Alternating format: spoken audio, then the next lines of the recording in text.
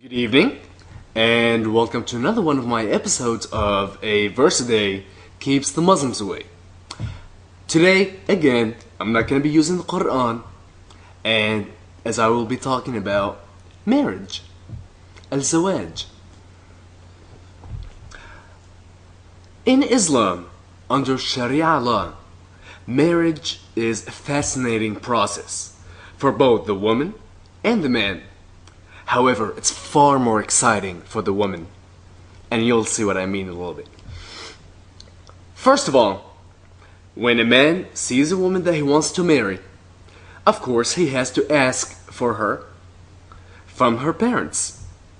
Her parents then set the dowry. Okay? They set how much the future husband needs to pay. But keep in mind they set two different dowries. Al-mu'addam and al-mu'akhar. Al-mu'addam is the money paid up front. And al-mu'akhar is money paid when the woman is returned to the house. Essentially when she's divorced.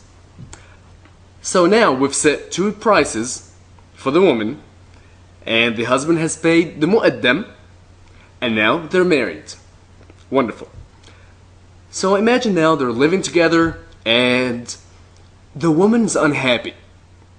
And she decides to leave her husband's house and just go stay at her mom's house for a couple of days. It happens. It happens to a lot of people. You know, newlyweds. The husband then has the right to go to the courts, and under Sharia laws, he can bring his wife back to the house in using something called Bayt al-Ta'a. Bayt al-Ta'a is the house of obedience or house of submissiveness. This is where the police go and grab the woman from where she is, bring her to her husband's house, and now she's under house arrest. This is called Bayt al-Ta'a, and every single Arab out there, you know what I'm talking about. Now, there are actually rules and regulations as to what can she and cannot have in Bayt al-Ta'a. Generally, when she is placed under these rules and regulations, she is supposed to be in a room by herself. She's not supposed to have any of her family members, any of her husband's family members, and any of the family members of her darra. And al-darra is the other wife of the husband. So in case the husband has 3 or 4 wives, you know, she's supposed to be secluded from everyone. Now, while she is under Bayt al-Ta'a, she may leave the house only with the permission of her husband. And when she leaves the house, she is expected to return, you know, with a certain curfew. And this keeps going on until he goes back to the courts and releases her from Bayt al-Ta'a.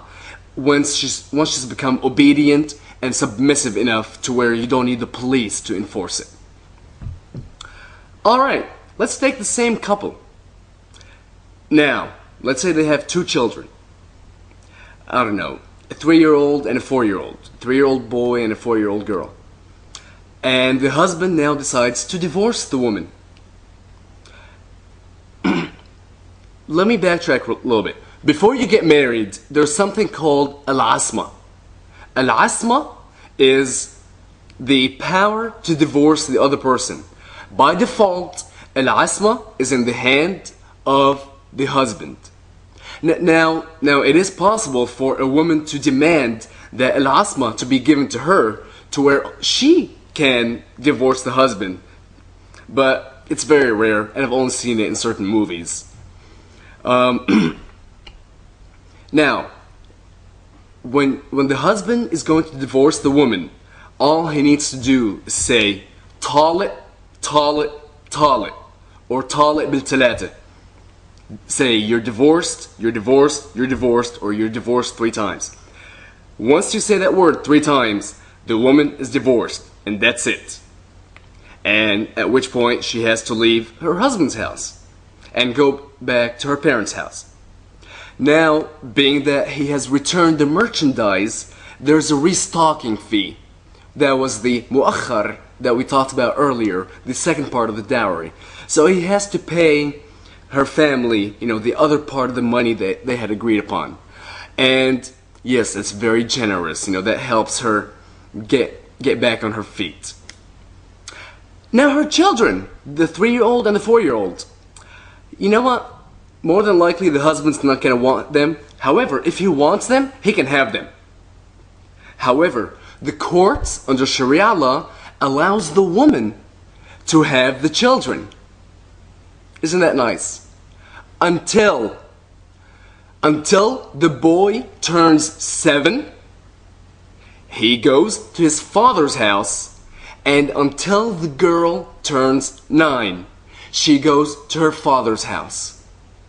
So, you now have this mother that has been tortured, trapped in a room by herself, had been divorced, had raised 2 children, one to the age of 7, the other till the age of 9, and now she has to relinquish them and give them up because now they belong to the father. That just burns a mother's heart. That just breaks your heart. And I don't know of any of you out there, how can you even agree to doing that? I was reading about Beit al-Ta'a earlier, the house of submission, the house of obedience, and I just noticed that Kuwait had some issues with it, so they changed the name instead of Beit al-Ta'a to Beit al-Zawjiyah, the house of the wife. Problem solved. Now, it's the same rules and everything, but they just give it a better name, and it sounds better. Alright, you have a good evening, and I'll see you guys later.